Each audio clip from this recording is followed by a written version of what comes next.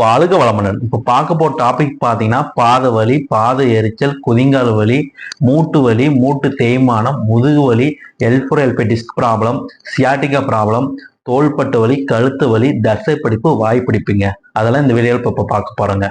முதல்ல பார்க்க போற டாபிக் பாத்தீங்கன்னா பாத வலி, பாத எரிச்சலுங்க. இது ரெண்டுமே மெயின் வர்ற ரீசன் பாத்தீங்கன்னா காலுக்கு போற ரத்தோட்டம், அதாவது பிளட் சர்க்குலேஷன் கம்மியானால மெயினா வருதுங்க. அது மட்டும் இல்லாம டயபெட்டிக், அதாவது சக்கரை வியாதி இருந்தாலும் இந்த மாதிரி பிரச்சனை வருங்க. சரிங்களா? இந்த மாதிரி பிரச்சனை பாத்தீங்கன்னா நம்ம கிட்ட அருமையான ட்ரீட்மெண்ட் இருக்குங்க. ஒரு 4 சிட்டிங் எடுத்தா போதும், ரெடி ஆயிருங்க. சரிங்களா? அடுத்தது பாத்தீங்கன்னா குதிங்கால் வலி.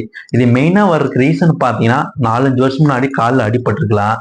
அது மட்டும் இல்லாம ஸ்போர்ட்ஸ் கேம் விளையாடும் போது அடிபட்டிருக்கலாம். சரிங்களா? அப்போதைக்கு நீங்க மாத்திரை மருந்து சாப்பிட்டு ரெடி ஆயிருக்கு. ஒரு நாட்கள் ஆகும் பாத்தீங்கன்னா அந்த இடத்துல பிளட் சர்க்கிள் கம்மியாக வலி ஆரம்பிச்சு, அது மட்டும் இல்லாம கால் வீக்கம் வருங்க. சரிங்களா? இந்த மாதிரி பிரச்சனைகள் நம்ம கிட்ட அருமையான ட்ரீட்மெண்ட் இருக்கு. நேரா வந்து பாருங்க. அடுத்து பார்க்க போற டாபிக் பாத்தீங்கன்னா மூட்டு வலிங்க. சரிங்களா?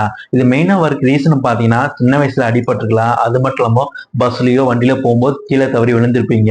அது மட்டும் இல்லாம உடம்பு வெயிட் காரணமாக கூட இந்த மூட்டு வலி, மூட்டு தேய்மானம் வர்றதுக்கு அதிகமான வாய்ப்பு இருக்குங்க. இந்த மாதிரி மூட்டு வலி இருக்கும்போது உப்பு புளிப்பு சாப்பிடுற ஐட்டங்களை அவாய்ட் பண்ணிக்கோங்க. இந்த மாதிரி உப்பு புளிப்பு அதிகமா சேர்க்கும் போது வலி வீக்கம் வர்றதுக்கு அதிகமான வாய்ப்பு இருக்குங்க.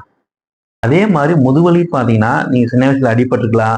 பஸ்ல வண்டியில போகும்போது கீழே தவறி விழுந்திருக்கலாம். அது மட்டும் இல்லாம அதிக நேரம் பைக்ல டிராவல் பண்ணும்போது இந்த முதுவலி பிரச்சனை வர்றதுக்கு அதிகமான வாய்ப்பு இருக்குங்க.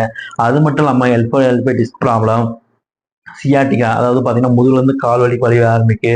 அது மட்டும் இல்லாம அவங்க உட்காந்து டக்குன்னு எந்திரிக்க முடியாது, எந்திரிச்சு டக்குன்னு கும்மைய முடியாது. இந்த மாதிரி ப்ராப்ளத்துக்கு பாத்தீங்கன்னா நம்ம கிட்ட அருமையான ட்ரீட்மெண்ட் இருக்குங்க. நீங்க நேரம் வந்து பாருங்க, நல்ல ரிசல்ட் கிடைக்குங்க.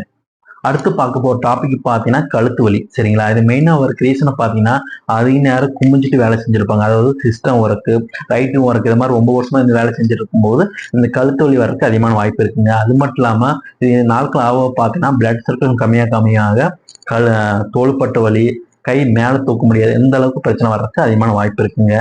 அதே மாதிரி பாத்தீங்கன்னா தசை பிடிப்பு, வாய்ப்பிடிப்பு, இது மெயினா வர ரீசனை பாத்தீங்கன்னா அதிக வெயிட் தூக்கியிருந்தாலும், அதே மாதிரி அந்த இடத்துல அடிபட்டு இருந்தாலும் நாட்கள் ஆக பாத்தீங்கன்னா அந்த இடத்துல வலி எடுக்க ஆரம்பிக்குங்க.